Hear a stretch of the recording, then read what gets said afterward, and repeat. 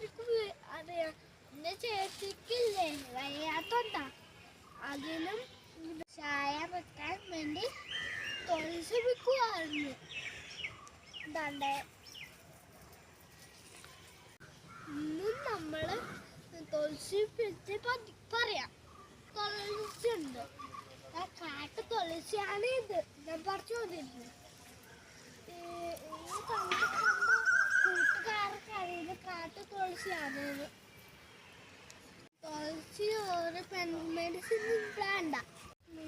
പനി വരുമ്പോൾ, പനിയും ചുമയും വരുമ്പോൾ ഈ എല്ലാം വെച്ച് ഇല്ലേ കഷായം വെച്ച് കുടിക്കുക. എൻ്റെ ചേച്ചിക്ക് ചെറുതായിട്ട് പനി തന്നെയാണ്. പക്ഷെ അതുകൊണ്ട് ഞാൻ ഒത്തിരിയെല്ലാം വിറ്റ് മാറ്റിക്കണം. ഇത് ഒത്തിരിയെല്ലാം എന്തൊക്കെയാണ് അർപ്പിച്ചതെന്ന് അറിയാമോ? ഇപ്പനും കുടിക്കാനും രാത്രി കുടിക്കാനും സ്കൂളിൽ കൊണ്ടുപോകാൻ വേണ്ടിയാ ഞാൻ ഒത്തിരി തോഷിപ്പിച്ചാണ്.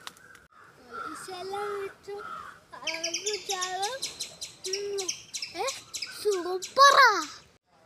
നമ്മുടെ വീട്ടിൽ ഈ കാട്ടു തുളസി ഉണ്ടെങ്കിൽ ഈ തുളസി നമുക്ക് പോസിറ്റീവ് എനർജി കിട്ടും. സ്കൂളിൽ പോകുന്ന മുമ്പ് ഞാൻ ഈ 2 ഇല 3 കഴിക്കുന്നുണ്ട്.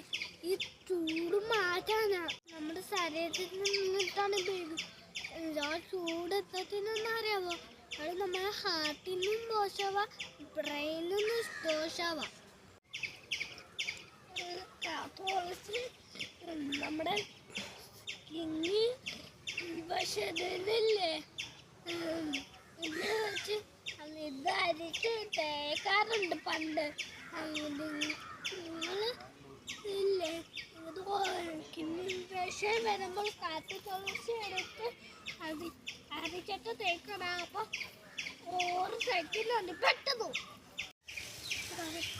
കാണുന്നില്ലല്ലേ? നമ്മുടെ കൈ നോക്കുമ്പോൾ വേനേരുവല്ലേ? ഇതുകൊണ്ടില്ലേ ഈ 3-4 ഇല വെച്ച് എവിടെ വേണം ഒട്ട ശൂന്യമാണ്. വേണം പതുക്കെ മാറത്തുള്ളൂ.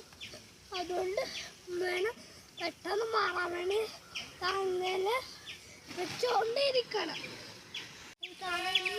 ഞാൻ ജോലി ചെയ്യട്ടെ. നാളെ കാണാൻ. ബൈ. Good night.